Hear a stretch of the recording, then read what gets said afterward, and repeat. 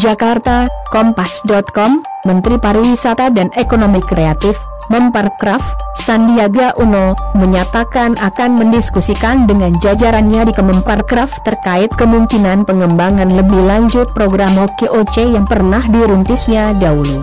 Nanti kita lihat bersama dengan rekan-rekan di sini, kata Sandiaga Uno dilansir dari Antara, Jumat, 25 Desember 2020. Ia mengatakan, baru saja mendapatkan laporan dari Perkumpulan Pergerakan OKOC di lapangan bahwa sebagian besar anggota binaannya bergerak di sektor pariwisata dan ekonomi kreatif.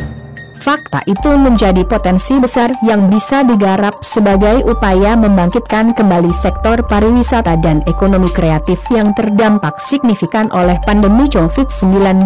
Namun, Sandiaga Uno mengaku tak ingin gegabah dan terburu-buru melainkan mendiskusikannya lebih jauh dengan jajaran internalnya di Kemenparkraf. Kami baru saja mendapatkan laporan dari teman-teman di Perkumpulan Gerakan OKOC itu. Di data mereka yang mereka miliki itu hampir 70% bergerak di sektor pariwisata dan ekonomi kreatif. Jadi tapi kita tidak ingin terburu-buru, kita akan diskusikan dengan jajaran, kata dia.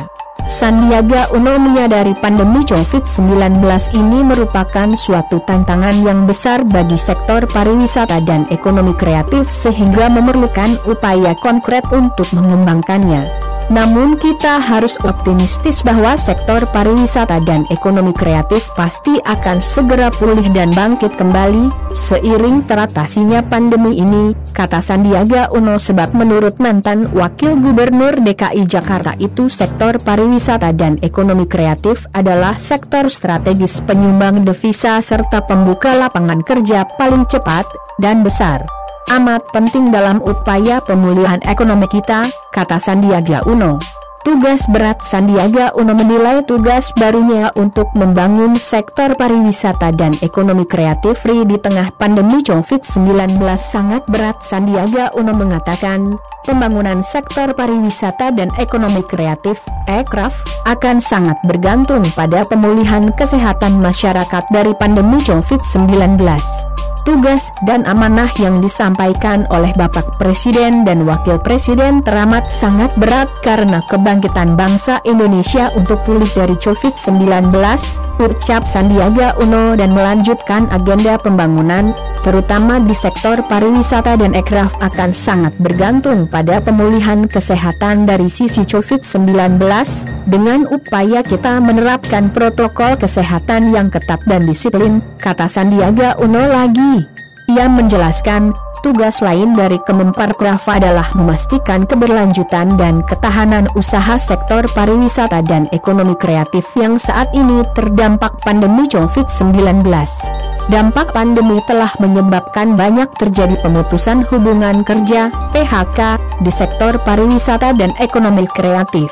Sektor pariwisata dan ekraf ini akan menjadi lokomotif pasca pandemi COVID-19 untuk kita melanjutkan agenda pembangunan di sektor ini untuk terus membuka lapangan kerja seluas-luasnya untuk menghadirkan kesejahteraan bagi rakyat Indonesia, ujar dia. Pemilik Saratoga itu mengatakan, strategi pengembangan pariwisata dan ekraf yang akan dikembangkan adalah strategi inovasi dan adaptasi. Strategi inovasi dengan menggunakan teknologi, menggunakan pendekatan big data, pendekatan kekinian untuk memetakan baik dari segi potensi maupun penguatan, dan memastikan para pelaku sektor pariwisata dan ekraf bisa bertahan, terang Sandiaga Uno.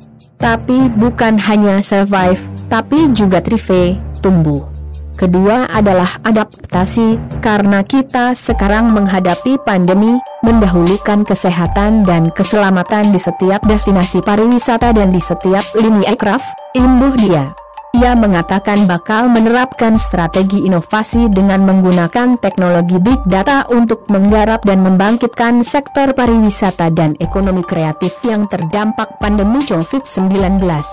Strategi yang mungkin diadopsi adalah strategi inovasi dengan menggunakan teknologi, menggunakan pendekatan big data, pendekatan kekinian untuk memeta.